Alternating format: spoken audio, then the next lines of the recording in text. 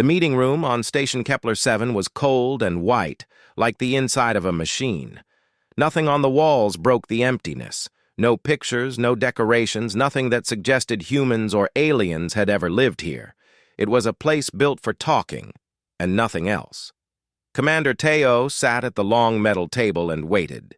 He was a tall man with dark eyes that had seen many things across many planets.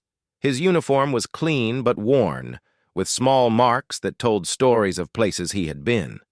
Next to him sat Dr. Hai Wan, a woman whose face showed her mind was always working, always thinking about problems that most people could not see. Behind them stood Master Chief Jiho, whose body was hard and strong from decades of military service, and Engineer Min Q, who had calloused hands and an expression that suggested he understood how things worked in ways that others did not. Then the Voxthani walked in. They moved in a way that was strange to human eyes.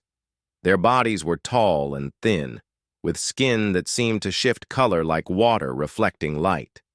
Each of them had 3 eyes, arranged in a triangle on their faces. The lead Voxthani was named Kiral, and she was ancient by her species' standards. Her skin held colors that the others did not have, deeper purples and golds that spoke of her long life and high position. Behind her came 2 other Voxthani, and their skin held lighter colors, suggesting they were younger or held less important positions in their world. Kiral moved to the opposite side of the table and lowered herself into a chair that had been made to fit her body. Her 3 eyes fixed on Teo, and when she spoke her voice was smooth like silk sliding across metal. "We come with a simple request," Kiral said. "The Concordat wishes to make peace with humanity.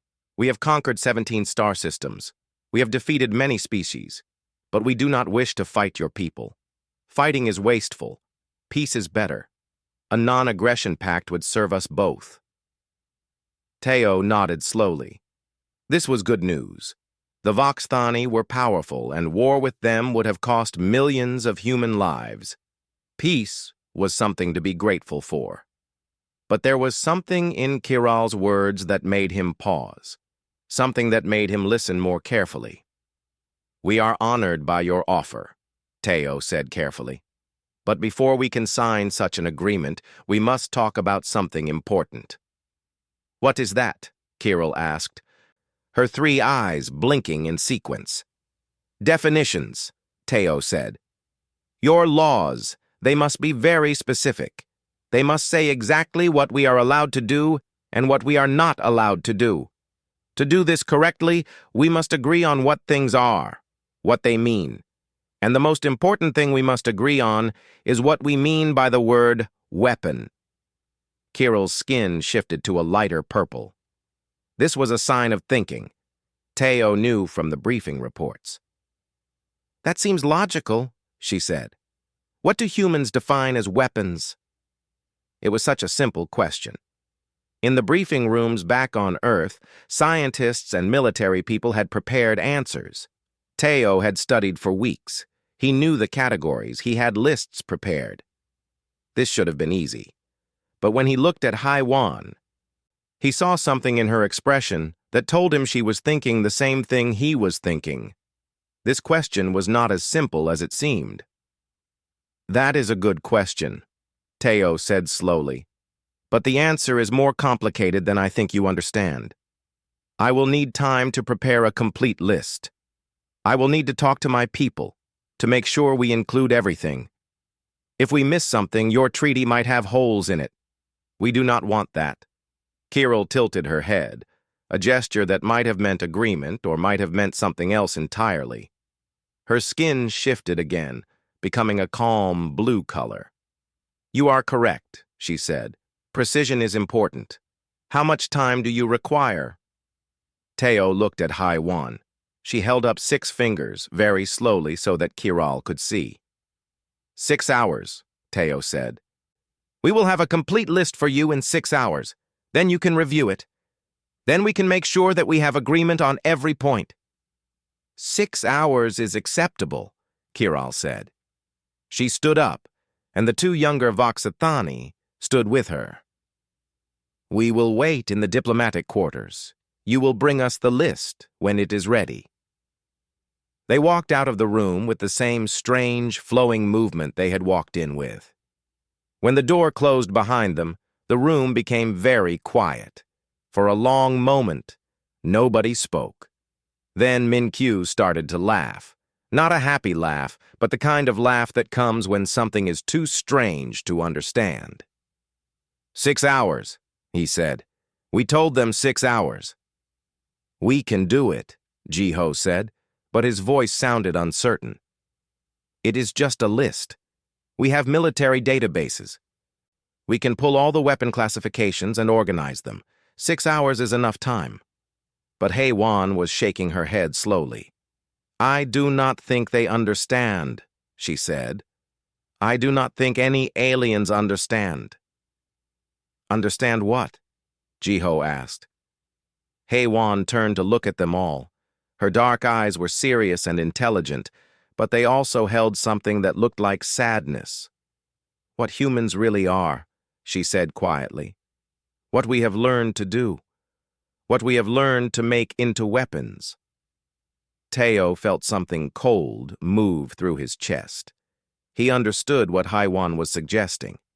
It was a thought that had started in his mind the moment Kirill asked the question, but he had pushed it away. Now it came back, stronger and harder to ignore.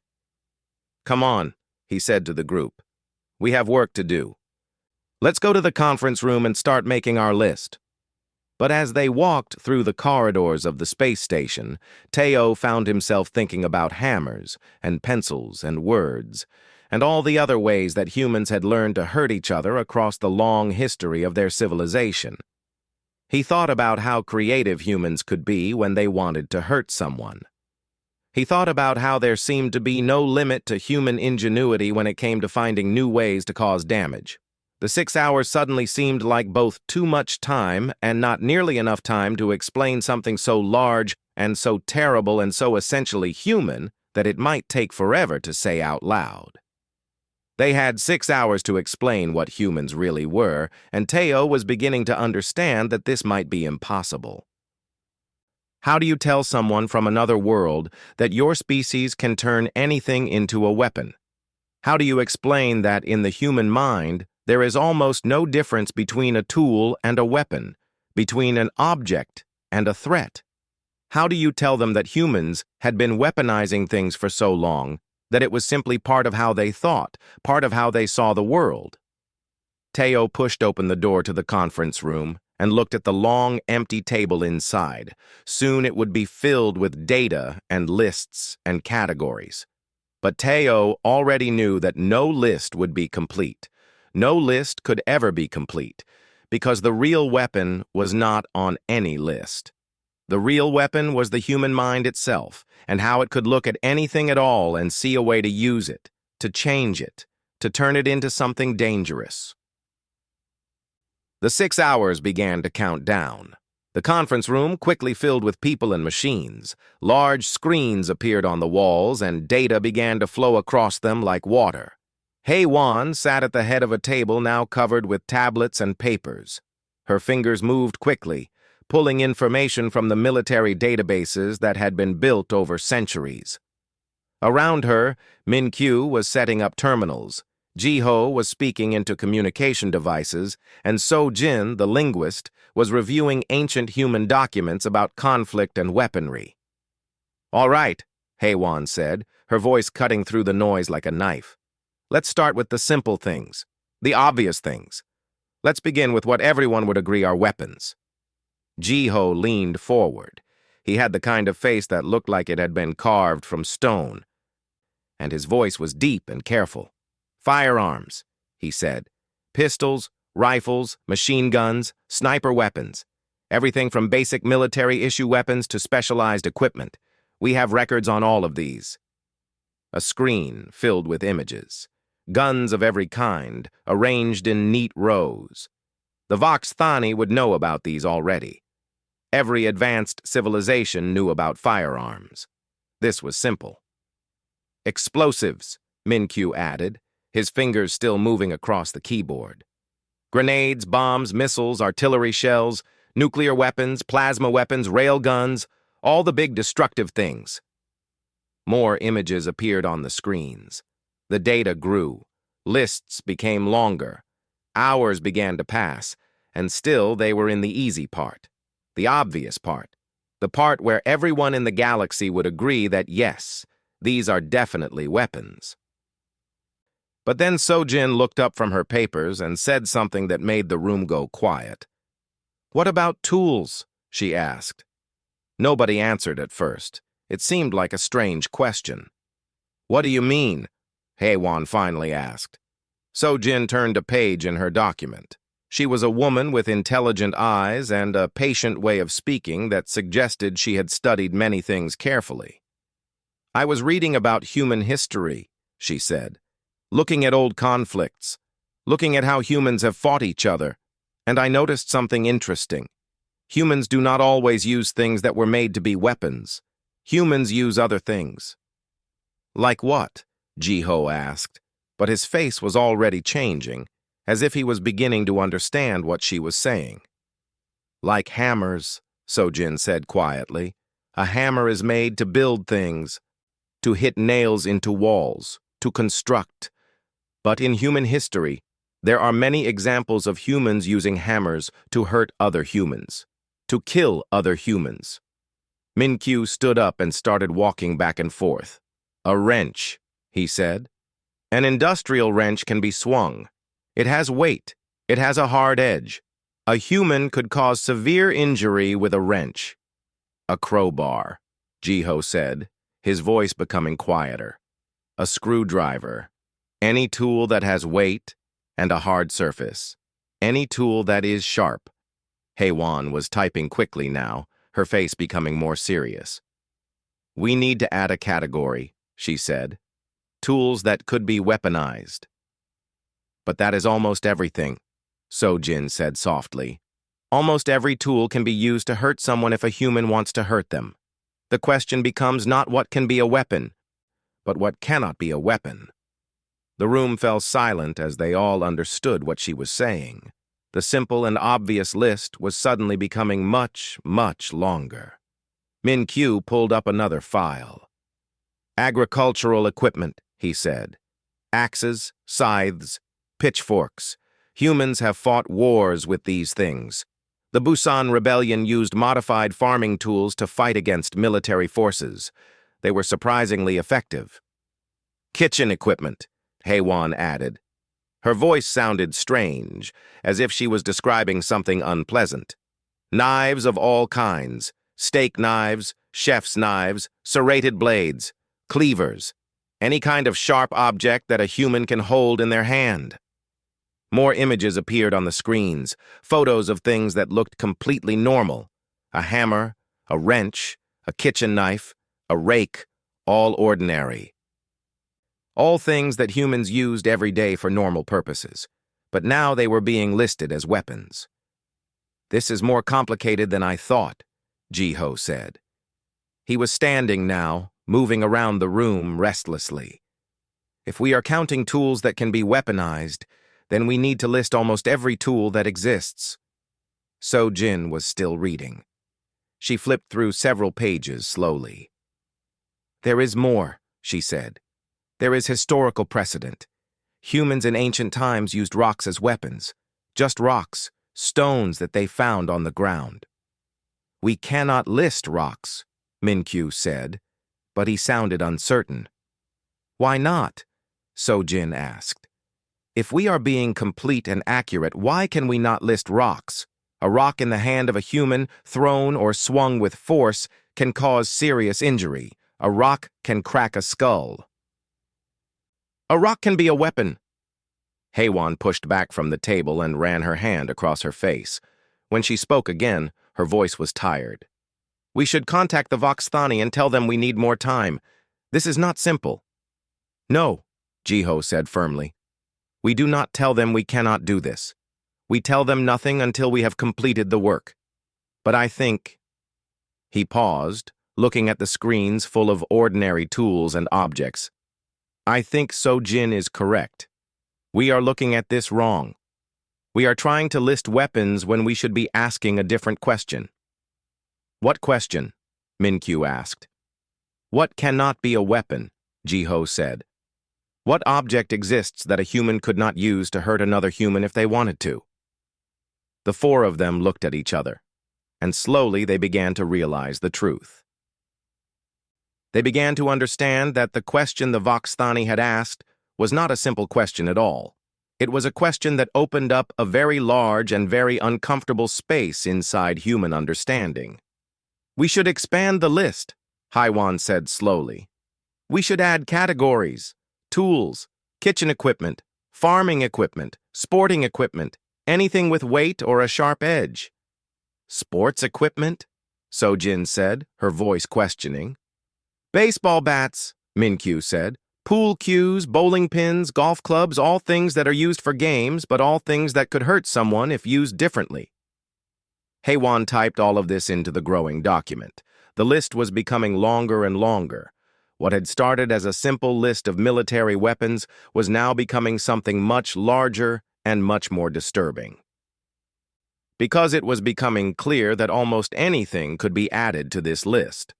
Almost anything could be turned into a weapon if a human wanted to turn it into a weapon. Hours were passing. They were not even halfway through the time that had been given to them, and already the list was growing beyond what any of them had expected. We should keep going, Ji-Ho said.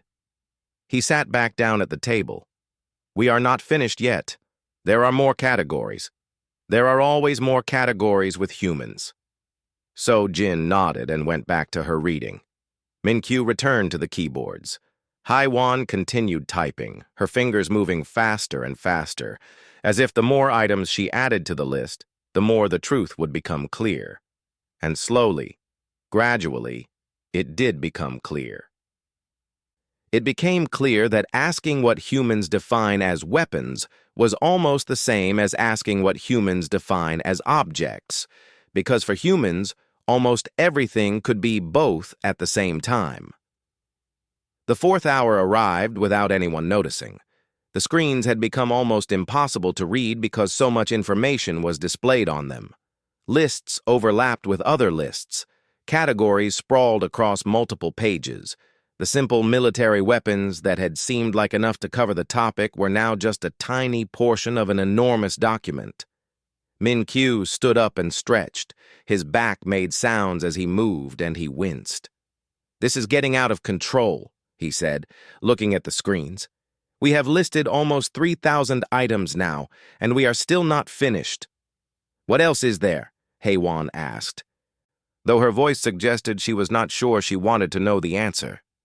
Sojin was holding a very old document, something that had been preserved from human history. Her face looked troubled. Animals, she said quietly. Humans have weaponized animals. What? Ji-Ho sat forward suddenly, his attention fully focused. Dogs, Sojin continued, reading slowly. Humans breed dogs for combat.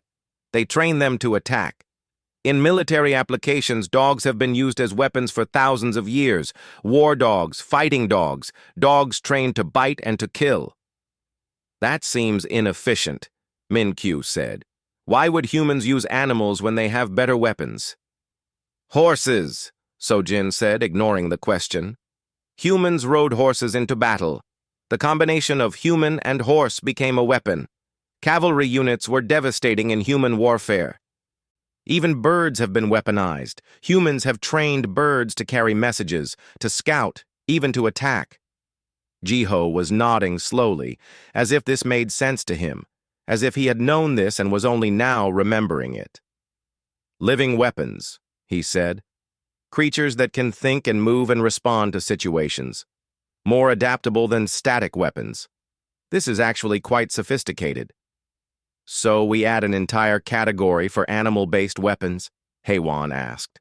Yes, Sojin said. And then we need to ask another question. If we are classifying animals as weapons, then what about chemicals? The room became very still. Min-Kyu understood first. His face went pale.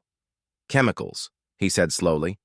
Water and chemicals can be combined to create poisons, bleach and ammonia, acid and base mixtures. A human could create dangerous substances using common household items. Water itself? So-Jin added, and her voice was very quiet now. Water can be a weapon. Humans can drown in water. Humans have used water torture for centuries. Water can be weaponized against humans.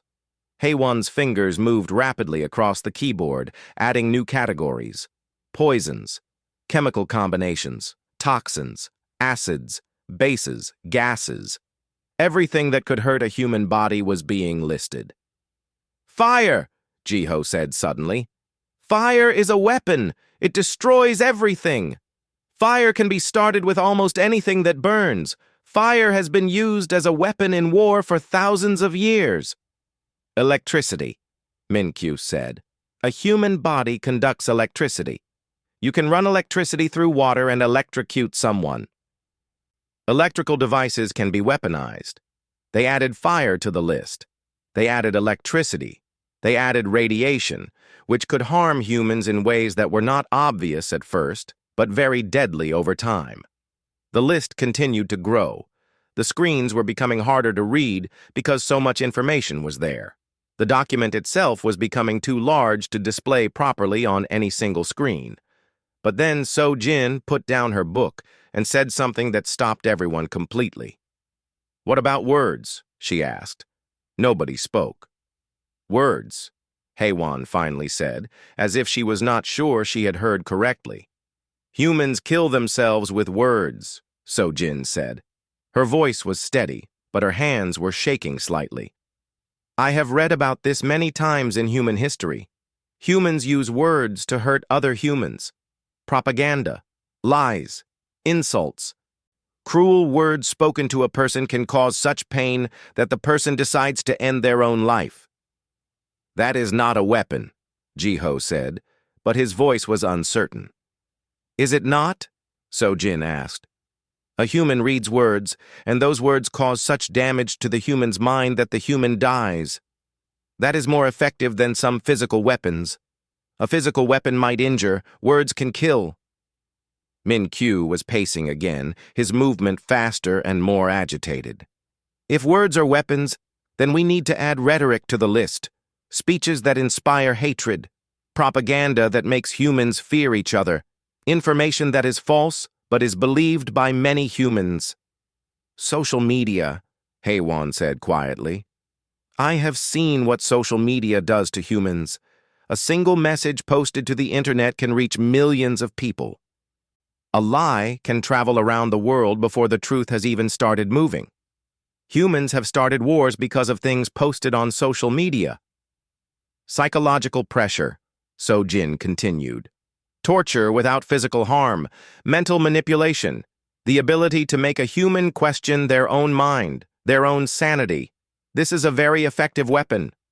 The list was now adding impossible categories. Words, thoughts, messages, information. The very concept of communication was becoming something that could be weaponized. "Silence," So-Jin said, her voice barely above a whisper. "Humans can be hurt by silence. Isolation, being ignored. Humans need connection with other humans. Deprivation of that connection can cause severe psychological damage." Jiho stood up and walked to one of the screens. He looked at the endless list of items and concepts and categories. "This is not about listing weapons anymore," he said. "This is about understanding what humans are, and I'm not sure I want to understand that." "We have to," HFY said. "We promised the Vox Thani a list. We have 2 more hours. We need to include everything we can think of." But as they looked at what they had created, as they looked at the enormous document that filled screen after screen, they began to understand something frightening. They began to understand that the question the Voxathani had asked was not a simple question. It was a question that revealed something dark and essential about humanity itself. Humans did not think about the world in terms of objects and uses in separate categories. For humans, every object was potential. Every object could become something else. Every tool could become a weapon. Every harmless thing could become dangerous if a human decided it should be dangerous. And worst of all, humans had the creativity and the imagination to keep finding new ways to hurt each other. No matter how long they spent making this list, no matter how many categories they added, they would never reach an end. There would always be something else that could be weaponized. There would always be another way that human ingenuity could turn the ordinary into the dangerous. Min-Kyu looked at the screens and said something very quietly. "I think we are running out of time." But he was not talking about the 6 hours that had been given to them. He was talking about something much deeper. He was talking about the time it would take to explain to an alien species what humans really were, and what humans had learned to do across their long and violent history. As the 5th hour began, something changed in the room. The frantic energy that had been driving them forward seemed to slow down. The typing became less rapid. The constant flow of new ideas and categories seemed to pause. It was as if they had reached some kind of limit, not just in time, but in their ability to keep finding new things to add to the list. Hei-Wan sat back in her chair and closed her eyes. When she opened them again, she looked at her team with an expression that was very old and very tired. "We are almost finished," she said, "but there is one more category. The last category. And it is the most important one." "What is that?" Ji-Ho asked. "Household items," Hei-Wan said. Her voice was hollow, as if the words were coming from somewhere very far away. "We need a category for household items, things that people keep in their homes, things that are ordinary and safe and common." Min-Kyu started to laugh, but he stopped almost immediately. His laughter had sounded wrong, as if something inside him was breaking. "You cannot be serious," he said. "I am very serious," Hei-Wan replied. She stood up and walked to one of the screens. She began to type slowly, speaking as she typed. "A kitchen sink. The porcelain can break and become sharp. The weight can be used to crush. A kitchen sink can be a weapon." "A door," Sojin added, understanding now where this was going. Her voice was very quiet. "A door has weight. A door can crush something against a wall. A door can become a weapon." "A bed frame," Ji-Ho said. He was standing now, too, and his face looked like he was in pain. "Made of metal, made of wood. It has weight. It can be shaped into a spear. It can be used as a battering ram. A bed frame is a weapon." Min-Kyu was moving around the room now, pointing at things. "Cleaning supplies," he said, his voice becoming faster and more agitated. "Bleach, ammonia, vinegar, baking soda. A human can mix these in different combinations to create substances that are poisonous or that create dangerous gases. The things under your kitchen sink are weapons." "Cords," Sojin said. "Electrical cords, belts, scarves, rope. Anything that can be used to strangle or to hang. Anything that can cut off the flow of air to a human body." Hei-Wan continued typing, adding everything they said. The list of household items grew and grew. A glass, water in a glass. A human can be drowned in a glass of water. How many times had humans waterboarded other humans? How many times had a simple glass of water been used to cause extreme suffering? "A toaster," Min-Kyu said. "A microwave, an electrical device. Modify it slightly and it becomes a way to deliver electrical shock. It becomes a way to cause severe injury or death." "A book," Ji-Ho said, and there was something almost sad in his voice. "A book has weight. A book can be swung like a club. A book can break bones. A library is full of weapons." "A pillow," Sojin said. "A pillow can be used to smother someone. A pillow can be used to muffle the sound of violence. A pillow in your bedroom is a potential weapon." They went through the house room by room. Bedroom, kitchen, bathroom, living room. In every room they found things that could be weaponized. A lamp could be swung. Furniture could be broken apart and reshaped. Paint could be burned to create toxic fumes. Medications could be combined in dangerous ways. A simple house, the kind of place where families lived and children played and people rested at the end of the day, was actually full of weapons if you thought about it in the right way. Or the wrong way. HFY was no longer sure which way was which. "How many?" she asked suddenly. "How many household items are there? How many things in an average human home could be weaponized?" "Thousands," Min-Q said quietly. "Tens of thousands. Every object in a house could potentially be used to hurt someone. And the average human is surrounded by these things every single day," Ji-Ho said. "From birth to death, a human is surrounded by potential weapons." The realization seemed to fill the room like a physical thing. It was heavy and cold and very, very real. Humans did not just create weapons. Humans lived in an environment that was full of potential weapons. Most humans never thought about this. Most humans saw a hammer as just a hammer, a glass as just a glass, a cord as just a cord. But if a human wanted to see them as weapons, it was very easy to do so. "There is more," So-Jin said. Her voice had become almost mechanical, as if she was very tired but had to continue anyway. "There is one more thing." "What?" HFY asked. "A pencil," So-Jin said slowly. "Just a pencil. A human can take a pencil and push it into another human's eye. A pencil can penetrate the eye socket and reach the brain. A pencil can be lethal." Nobody spoke after So-Jin said this. It was too simple, too horrible, and too true. "And the worst part," Min-Q said, his voice very small, "is that almost every human knows this. Deep inside, almost every human knows that they could kill another human with a pencil. Humans have read about it. Humans have seen it in movies. Humans carry pencils in their pockets and purses every day, and they know what those pencils could do if they wanted them to do it." "No," Ji-Ho said, his voice sharp. "No, most humans do not think about this. Most humans are not thinking about how to hurt others all the time. That is not how most humans are." "But they could," So-Jin said. "That is the point. A human could. A human is capable of taking almost any object and using it to harm another human.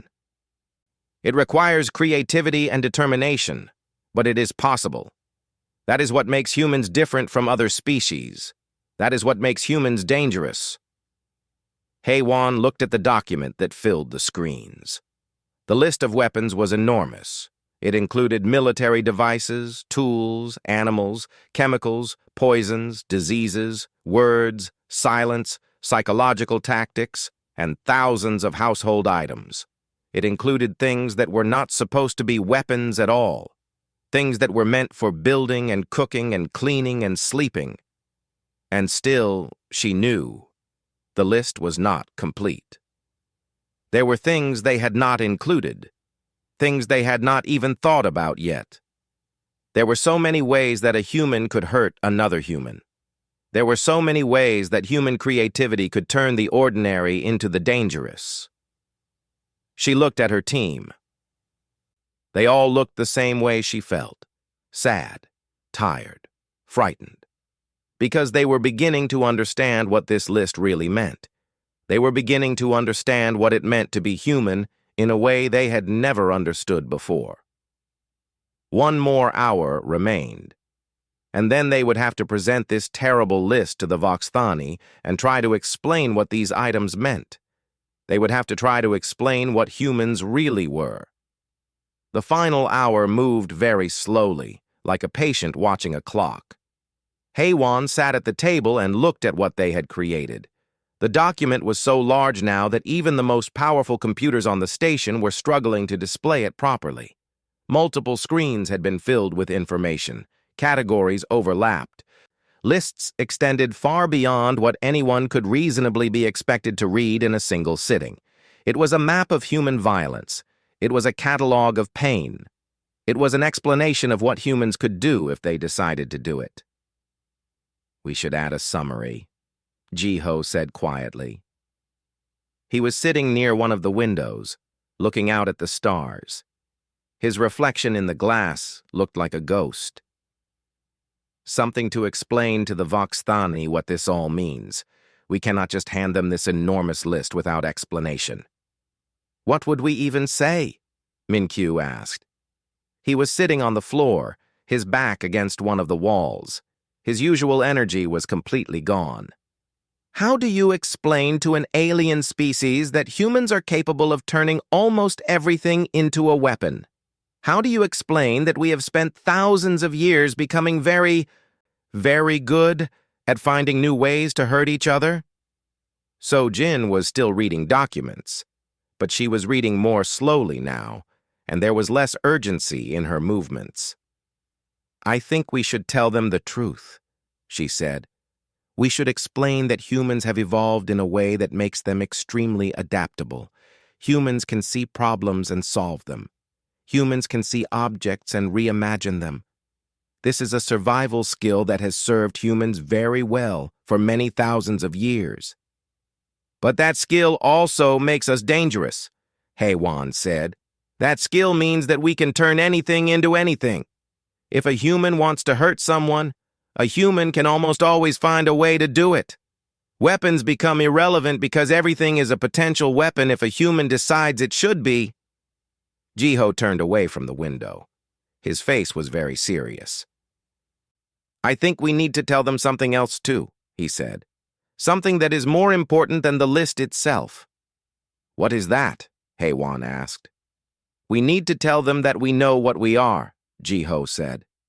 We need to tell them that humans understand that they are dangerous. We need to tell them that humans have learned over time to be careful about using this capacity for destruction. We need to tell them that humans have laws and rules and ethics that prevent humans from using all of this potential for harm. Most of the time, Min-Q said quietly, most of the time, humans follow those rules. Most of the time is enough, So-Jin said. Her voice had become firmer. If it was not enough, humanity would have destroyed itself thousands of years ago. Humans are dangerous, yes. But humans have also learned to live with other humans. Humans have created societies. Humans have built civilizations. This could not have happened if humans were not capable of restraint. HFY began typing a new section at the end of the document. A summary section. An explanation. She typed slowly and carefully, choosing each word with great care. Let me read it back to you, she said when she finished, to make sure I have said this correctly. She read the words aloud. The list you are seeing is long. It includes many categories of weapons. But the list is incomplete. It is incomplete because humans can weaponize almost anything. Almost any object can be turned into a tool for causing harm if a human has sufficient motivation and creativity. Humans have evolved to be adaptable. Humans can see a problem and find a solution. This skill has kept humans alive on a dangerous world, but this skill also means that humans are capable of great violence and destruction. She paused and looked at them. Should I continue? She asked. Yes, Jiho said. Continue.